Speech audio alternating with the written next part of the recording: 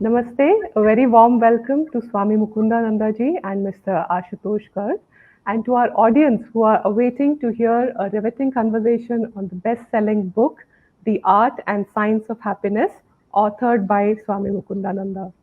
Let me take a few moments to introduce Mr. Ashutosh Garg. Mr. Garg is a renowned entrepreneur who founded Guardian Pharmacy, a very famous chain of pharma stores in India. He's been recognized as a global leader by the World Economic Forum.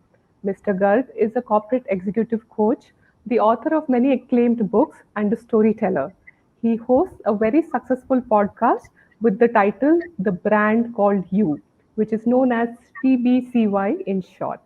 TBCY inspires millions with the stories of successful entrepreneurs, leaders, and change makers. Once again, welcome Ashutosh ji. Eagerly looking forward for your conversation with Swamiji. Thank you, Rachnaji. Thank you very much. First, saying that I am so privileged and honored to welcome Swami Mukundananji for a second time on my podcast. Swamiji, I'm so grateful you agreed to speak to me a second time. Namaste, Ashutosh ji. My greetings to Rachna as well. It was such a pleasure conversing with you last time. I am really looking forward to our interaction today as well. Thank you for Thank, inviting me. thank you, Swamiji. For our viewers and listeners, a quick introduction to Swamiji, who doesn't really need an introduction, but Swami Mukundananji is a world renowned teacher of spirituality, yoga, and meditation. He has pioneered a holistic system of yoga known as JK Yoga, or also yoga for the mind, body, and soul. As an international authority on mind management and a best selling author, Swamiji has been a guiding light for millions worldwide on the path of everlasting happiness. Swamiji is also a senior disciple of Jagat Guru Sri Kripalu Ji Maharaj, and he is currently building a big university in Orissa. Before I come to his books, a lot of the viewers and listeners may also not be aware, but Swamiji is an alumni of IIT Delhi and IIM Kolkata. Last time when I spoke to Swamiji, we spoke about one of his books, which was The Golden Rules for Living Your Best Life. Today, we are going to speak about happiness and his latest book, The Art and Science of Happiness. So, Swamiji, let's straight away get into our conversation and ask you my first basic question, which is how do you define true happiness and what are some common misconceptions people have about happiness? Ashutosh ji, you have gotten straight to the point.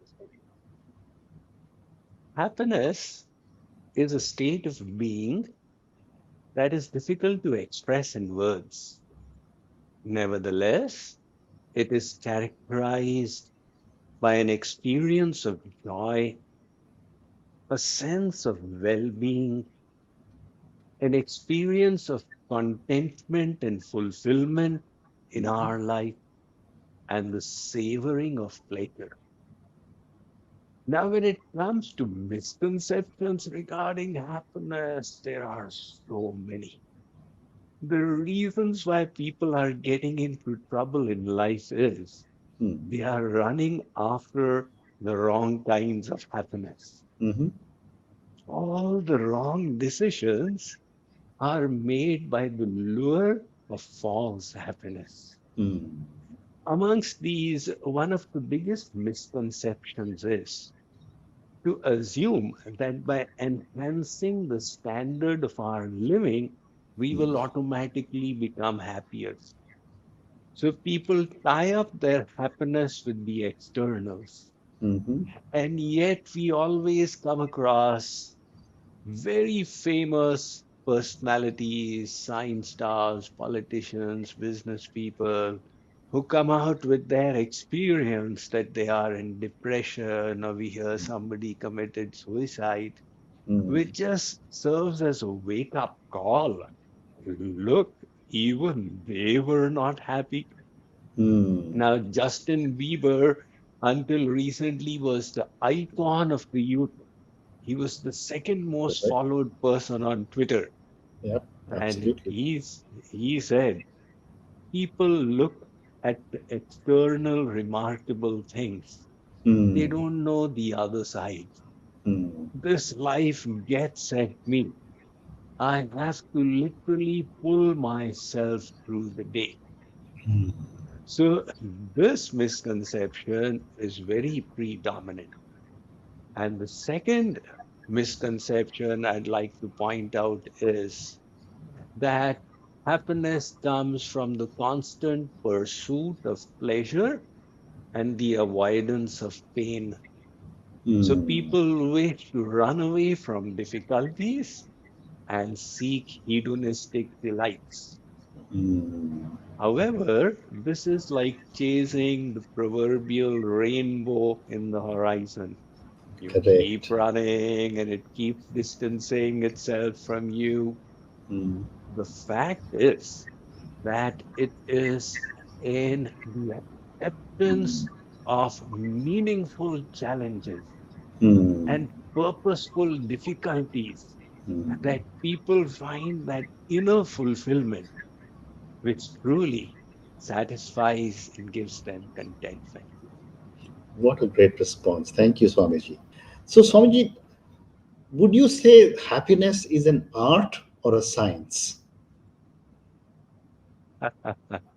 Ashutoshi, happiness is actually both an art Hmm. and a science. Hmm.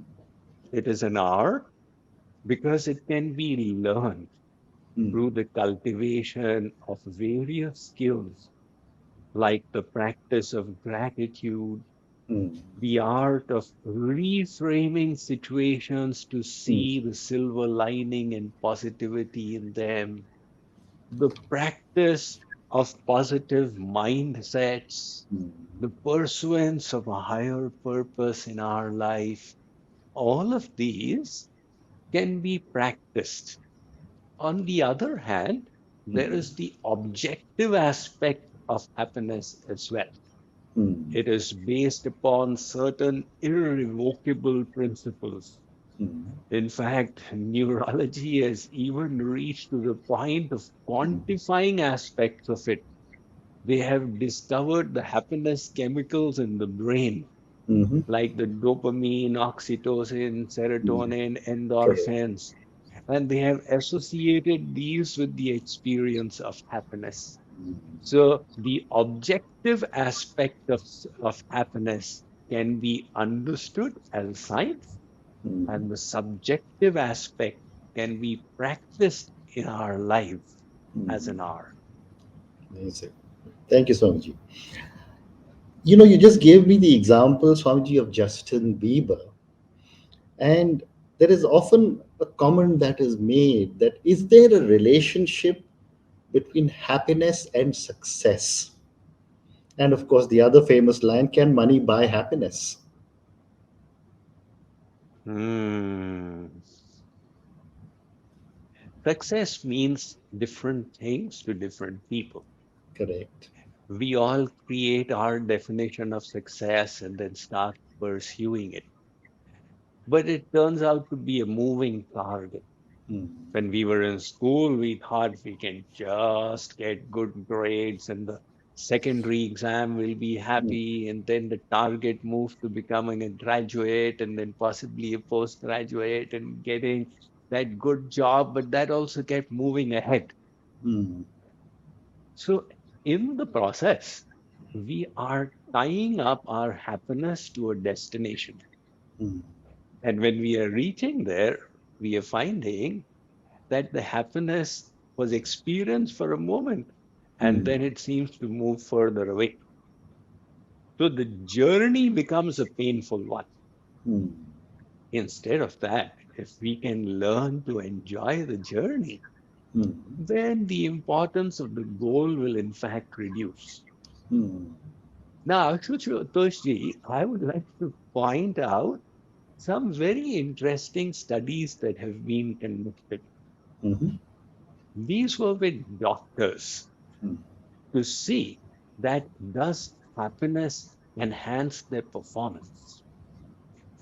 So in the medical colleges, they have this kind of game where the doctors are given a few symptoms and asked mm, to diagnose. And then a few more are added, and they need to re-diagnose based on the added symptoms. mm, But it has been seen very often they get stuck in the original diagnosis mhm, because of a phenomenon called altering. mm, Now, these doctors were made happier, and it was found that their creativity had gotten unleashed, mhm, and they were just able to make better diagnoses. And the way they were made happier was that a few chocolates were placed in front of them.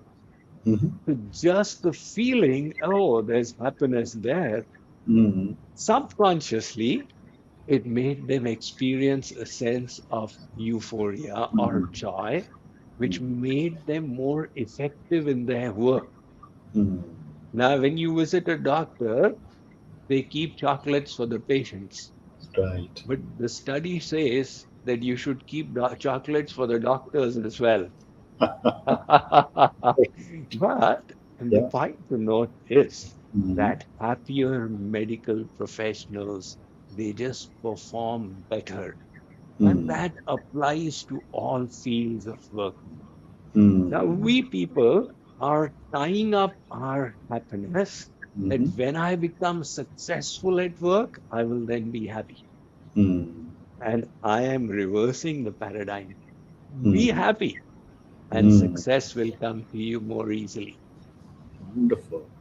Now, the second part, Ashutoshi, as Mhm, regards to can money buy happiness? mm, The World Economic Data reveals that since the year 1950, mm, the average income worldwide has increased 4.4 times, mm.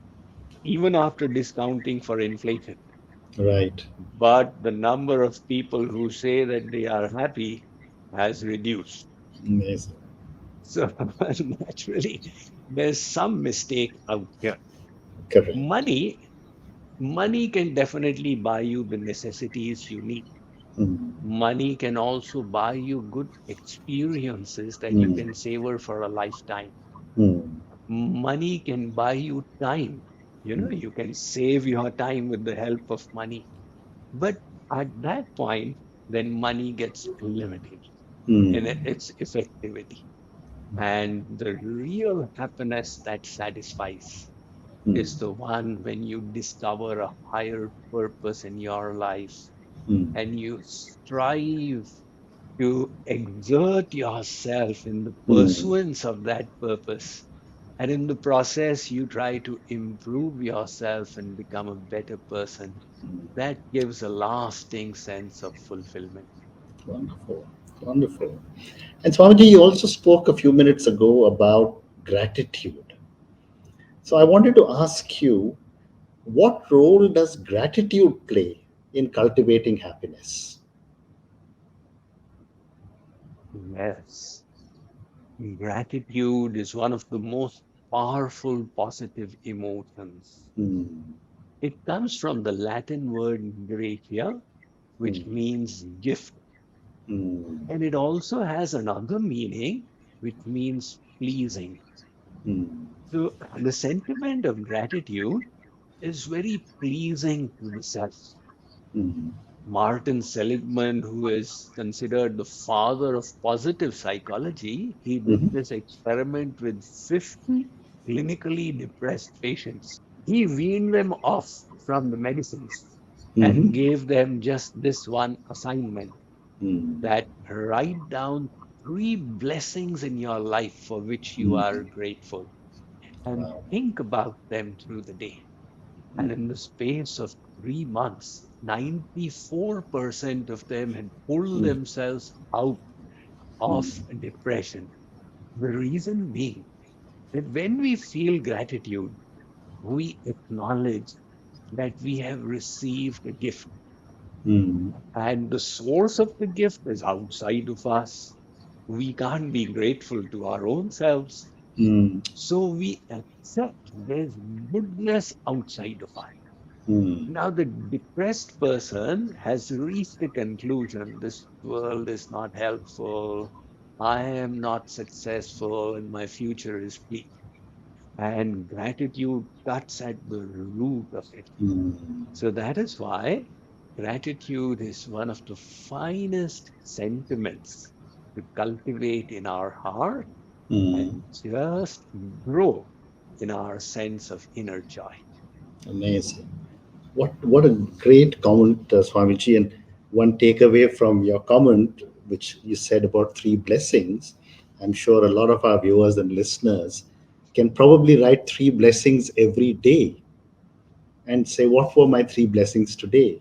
Thank you, Swamiji.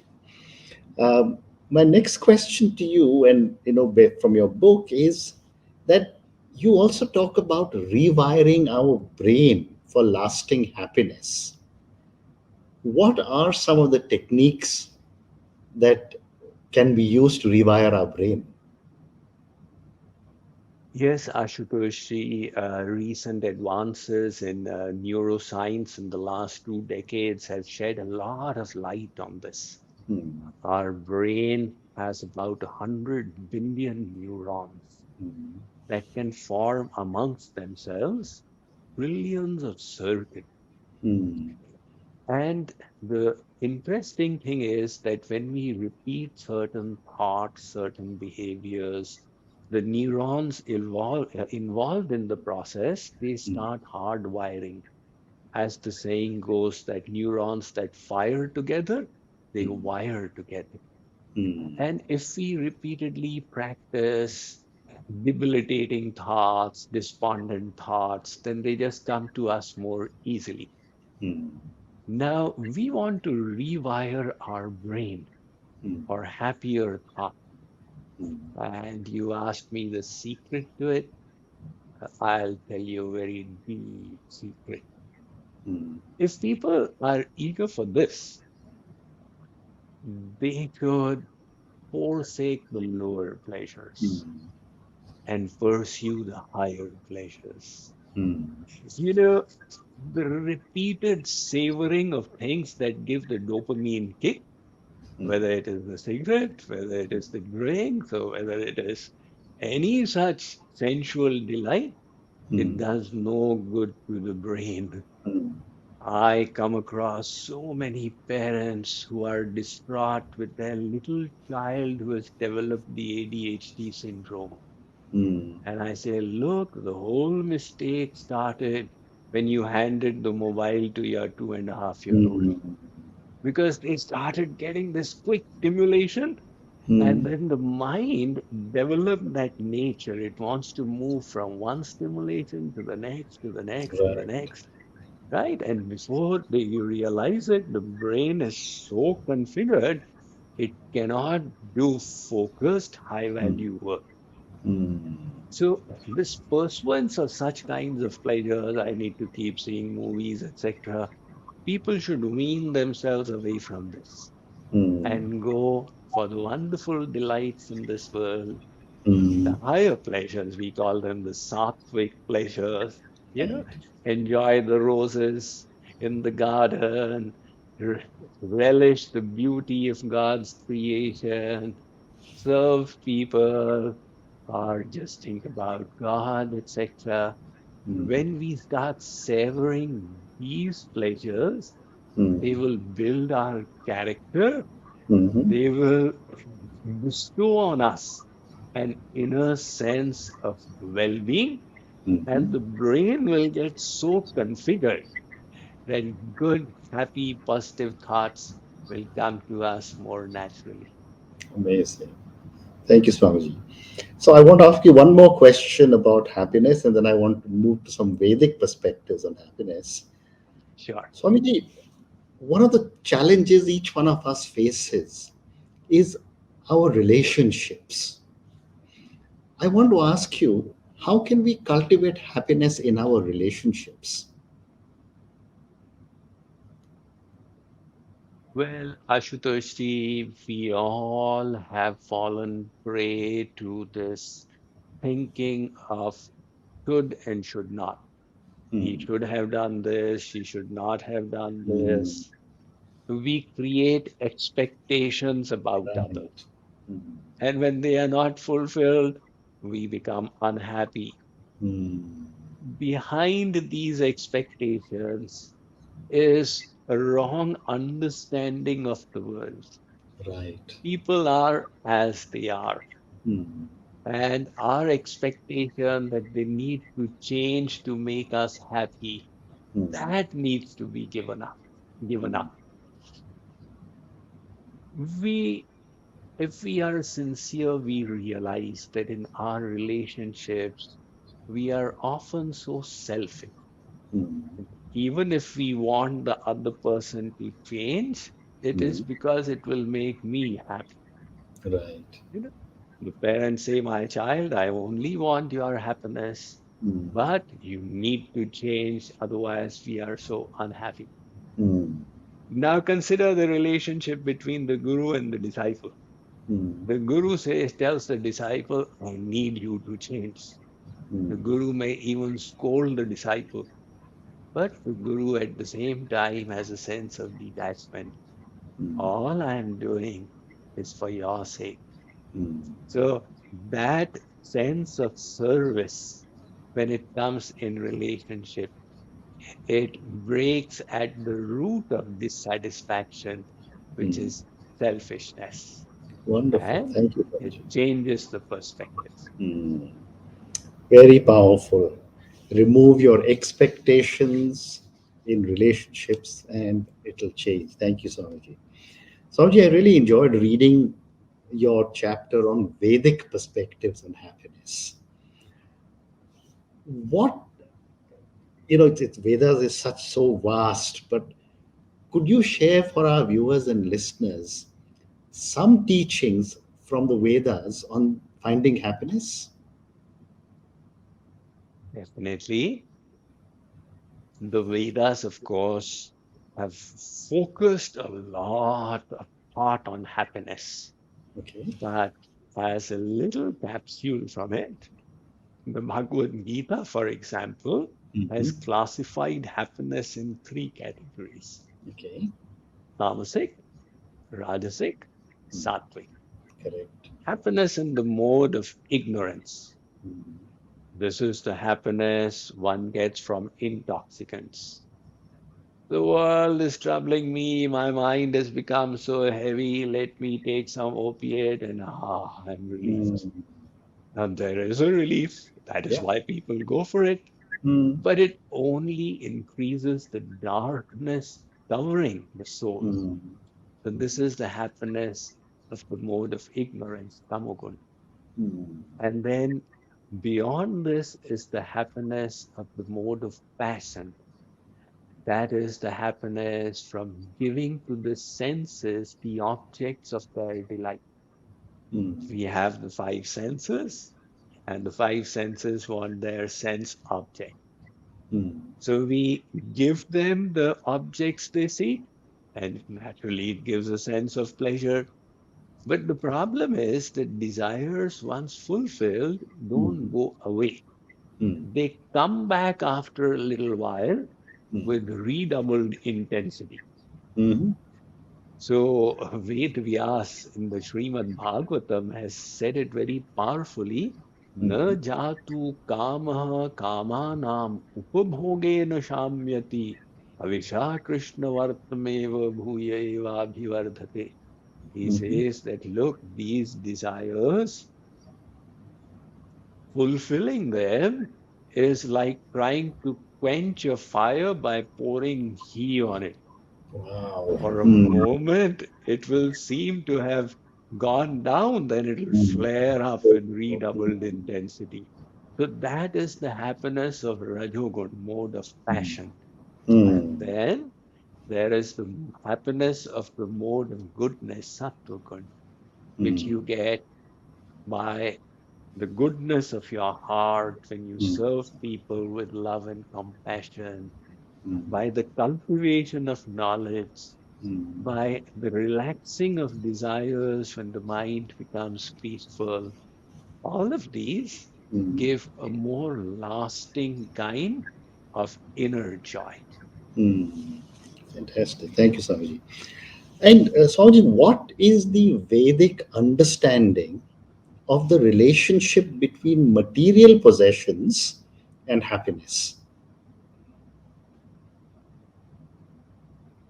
And the Vedas are very emphatic.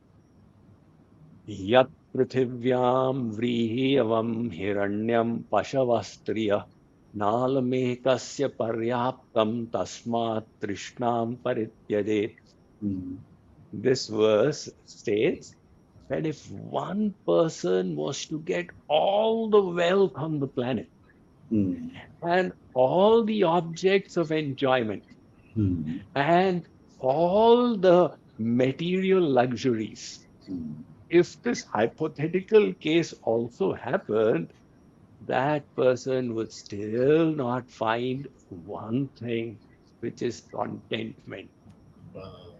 So I'm reminded Mm, of a story about Joseph Heller, who wrote mhm. Catch 22. Catch 22. Mm, Right. So yeah. he was taken to a billionaire's house by one of his friends for a party. Mm, And the friend pointed out that, do you realize this mm, billionaire has got more money than you will ever earn all through your life? mm, And Joseph Heller said, yes, but he doesn't have one thing which I do. mm, Now, what do you have? mm, He said, enough. I've got enough. He never has enough. mm, So that contentment, the Vedas say, look, material goods, they keep on. There's one category, there's a next category, there's a next category. mm, Chakra dharopi suratvam suratvalabhe sakala surapatitvam bhavitum surapati rurdhvagatvitvam tathapi na nivartate trishna. A mm, king wishes to be an emperor of the world. The mm, emperor wishes to be a celestial god. The mm, celestial god wishes to be Devraj Indra. And mm, Indra is also not contented. He wishes to be Brahma. mm, Tasmat Krishnam Parityajed. Oh, human beings. Therefore, stop thinking there is happiness in material goods. mm. Instead, find happiness within yourself. Amazing. Amazing. Thank you, Swamiji. It's just beautiful how you brought everything back to our own inner self. Thank you, Swamiji. My next question to you is that how does the Vedic perspective on happiness connect with overall well-being and mental health? Sure.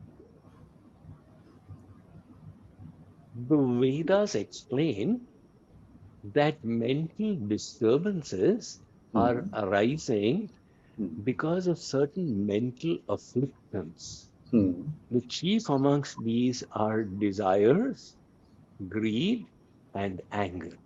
mm, So, this anger is destroying the intellect, greed is taking us, it's making us always discontented, and desire is the result of anxiety, is leading to anxiety, etc. mm, All of these, they begin with contemplation of happiness somewhere.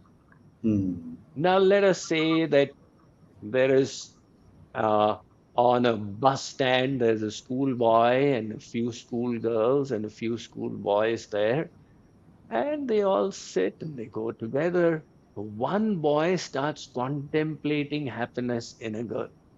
mm, This contemplation, dhyato vihayan pumsaha sangaha tesu pajayate, results in his mind getting attached. And when the mind is attached, he desires, he wants the girl, he wants to marry the girl, etc., etc. And mm, he goes elsewhere, he commits suicide. And all his classmates say, what happened to him? mm, We were also on the same bus stand and we never had any of this. So it all began with contemplating happiness somewhere.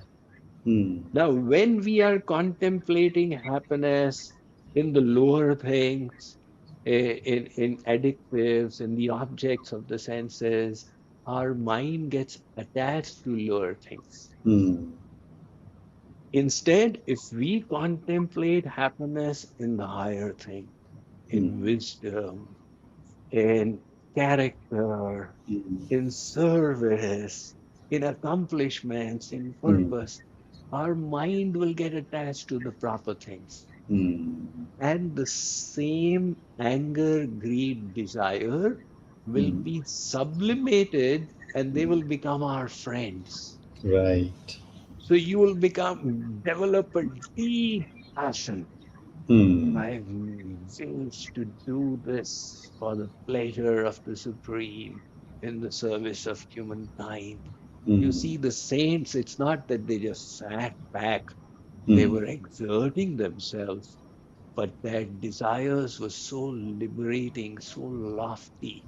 mm, And that was because their contemplation of where happiness mm, lies was properly oriented. mm, So, what we need to do is to deepen our wisdom and mm, reach the right decisions. mm, Here there is happiness, here there is not.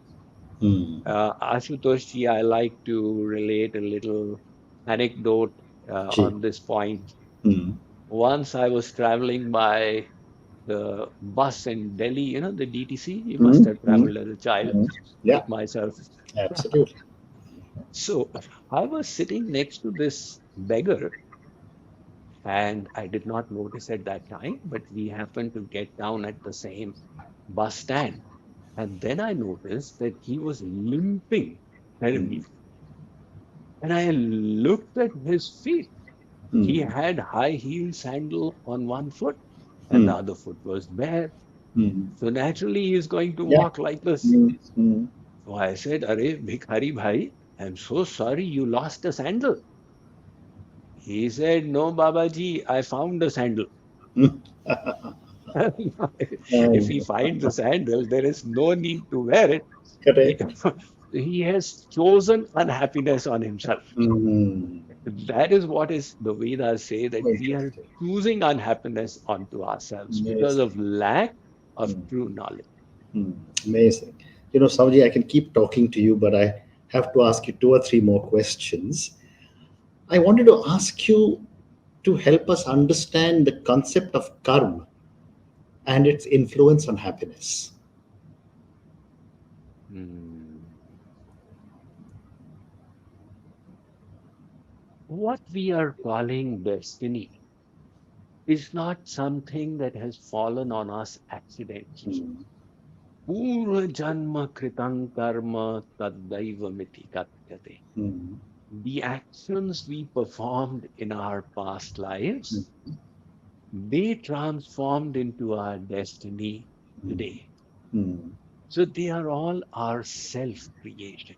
mm, There is no doubt that those actions, karmas, resulted in what we are enjoying or suffering today. mm, Somebody mm, is born with the proverbial silver spoon in the mouth, somebody is born in a poor family, etc. mm, Those are the givens in life.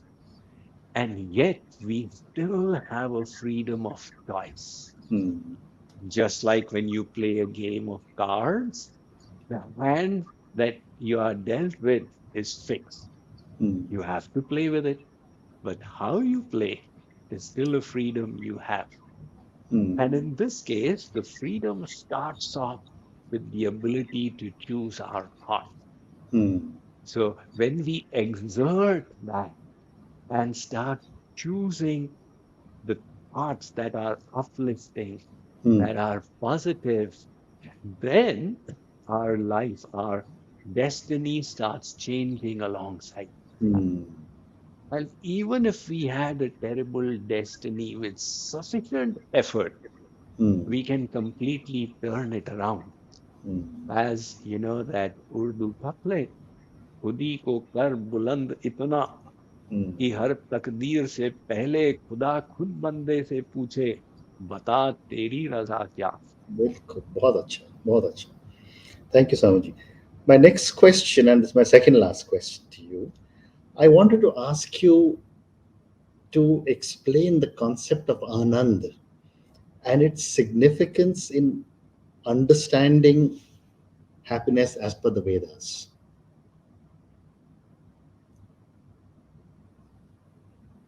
Yes. Vedas are very prolific in their use of the word Anand. Right. आनंदो ब्रह्मेति व्यजानात् आनन्दाध्येव खल्विमानि भूतानि जायन्ते Mm, आनन्देन जातानि जीवन्ति आनन्दं प्रयन्त्यभिसंविशन्ति.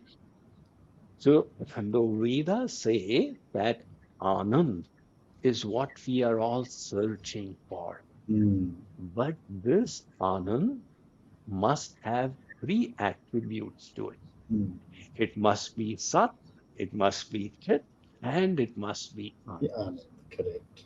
So Sat means everlasting. Na sato vidyate bhavo na bhavo vidyate sata. Once Mm, you get it, it should always stay with you. That mm, kind of Anand. mm, And Chit means it should be ever fresh. mm, That means the savoring of it should not reduce in its sweetness. mm. It should just remain so sweet. In fact, keep increasing. Dine dine navam navam namami nanda sambhavam. Mm, Shankaracharya said, the more I look at the Lord, the more his sweetness increases. mm, And the Anand word, it says, Nalpe sukhamasti, yovai bhuma tat sukham. That which is finite is mm, not Anand. mm, Because let us say somebody thinks करोड़पति बन जाए तो आनंद आएगा. If I become a mm, millionaire, I'll be happy. And mm. when they become a millionaire, now they see the billionaire and the discontentment again starts. Correct. So the Anand must be infinite in extent. Mm, mm, And that Satchit Anand mm. is actually a synonym for God Himself. Correct. Anando Brahmeti Vyajanat. Mm, So, and the Vedas say, look, you are searching for Anand, and that Anand is God. So, whether you know it, whether you don't know it, mm, everybody, all souls, knowingly, unknowingly, are mm. in search of their Creator. Amazing. What a beautiful explanation, Swamiji, of Anand and Sachit Anand. And my last question, and you may have probably already answered it, but Swamiji, what is ultimate happiness? Yes, Ashutosh, you have reserved it for the last, the Correct. most uh, hidden secret. Mm, The ultimate happiness comes when rather than searching for our own happiness, mm, we seek to give happiness to others, mm, or we seek to make our work pleasing to God. That's the definition of bhakti. Tatta mm, sukha sukhitvam. When you, instead of looking for your happiness, you wish to give happiness to the Supreme. So when we strive for that kind of happiness, I want to give him happiness. He gives us the highest bliss. amazing. And then he sits in our heart and Mm, savors the same bliss for himself. mm, You know? So he gives his devotees that bliss of devotion and then mm, sits in the hearts of the devotees and savors it himself. He says, mm, oh my God, my devotees give me so much of satisfaction. mm, And then he becomes enslaved by their love. So amazing. when the scriptures say that the Lord is a servant of his devotees, It is because of the bliss he's getting Mm. from the hearts of his devotees. And Mm. he is himself was giving that. So that is the ultimate bliss of selfless, loving devotion. Amazing. Swamiji, on that note, I can only say that I'm completely awestruck the amount of learning I've had with you in my conversation on happiness. I enjoyed reading your book, The Art and Science of Happiness, and I'm sure a lot of our viewers and listeners would love to read that book as well.